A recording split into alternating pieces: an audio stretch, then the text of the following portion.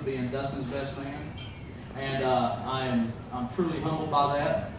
I have been extremely close with Dustin for over a decade now, and part of the dynamic of our friendship, one of the things that we do movie quotes. We make references to movies all the time, and not always the mainstream. We like to go obscure sometimes and try to stump each other from time to time. However, in agreeing with pleasing the crowd, I'm going to go mainstream on a reference this evening, and that's the movie Varsity Blues. Now, before I go into this, there's a lot of quarterbacks that you can compare Proctor to. You could go with Steamin' Willie Beeman from Any Given Sunday. You could do Joe Kane from the program.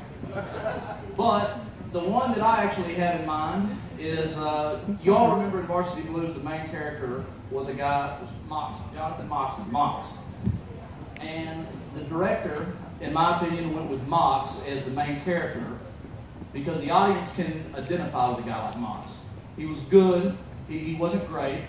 He wasn't indispensable. If you remember at the beginning of the movie, he's on the sideline reading a book underneath the playbook. And let me finish, Dustin.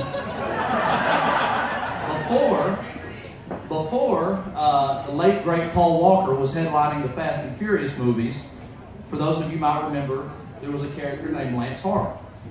And Lance was the man in the movie. He was 2-year All-State, had the ride to Florida State.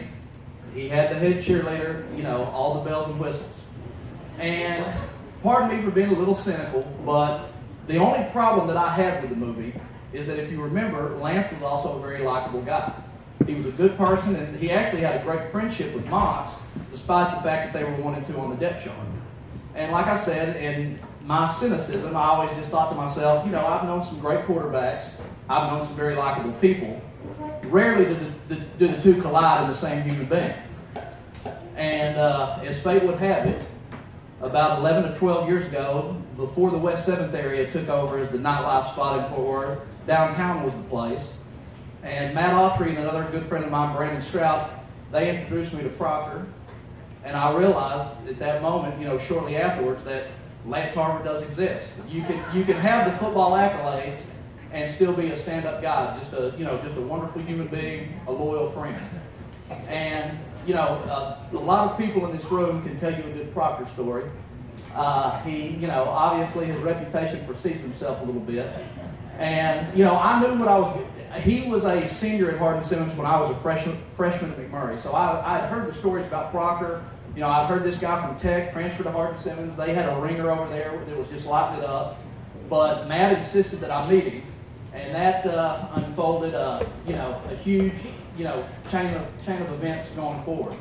And I guess when I really had that moment that I knew Proctor was big time, like I said, everybody knew him. And when you met him that night in the library bar, it was I guess I would describe it like meeting Joe Namath in New York.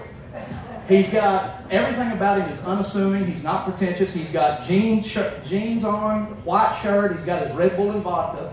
And the whole bar just kind of revolves around Proctor. People, the women are there, the guys are there. I mean, everybody loves Proctor.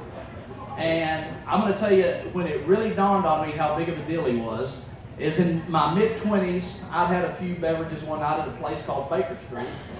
And for those of you that have heard this before, Proctor has a little signature call. It's slightly obnoxious. We've all heard it. It's a little something along the lines of, "Scoo!" There's there's all that. But I realized that Proctor was the man when I was in a urinal at Baker Street Pub about a decade ago. And like I said, I'd had a few beverages, and I went in there and was feeling pretty good. And as I was using the restroom, I let out a "Scoo!" And the guy in the next portal next to me said, "Hey, is Proctor here tonight?" And that's when I kind of realized, I've got a pretty famous buddy. But no, in all candor, Dustin is, like I said last night, and I think it's relevant to bring this up again. We live in a time period, this is the era of acquaintances, of watered-down friendships, of, it's fly-by-night friends. And Dustin understands what it truly means to be a friend. And like I said, I've been very fortunate in my walk of life. I have some extremely loyal friends in this room. Dustin brings something to the table that is very rare. It's called blind loyalty. And he's one of the few people I know in my life that has actually backed me when I've been wrong in the situation. And, that's something that I obviously take notice to. But, with what has happened with he and Megan over their journey, they've definitely had some very solid highs. There have been some lows. We talked about the elephant in the room. But I think any authentic relationship has that. And as I said again last night, over the past better part of a decade, I have watched two better individuals emerge from their team that they have here. And I think there's something to be said for that. So, with that said, I've said enough. Dilly dilly and all that. But no, all kidding aside, cheers to Proctor and Megan, and let's enjoy these.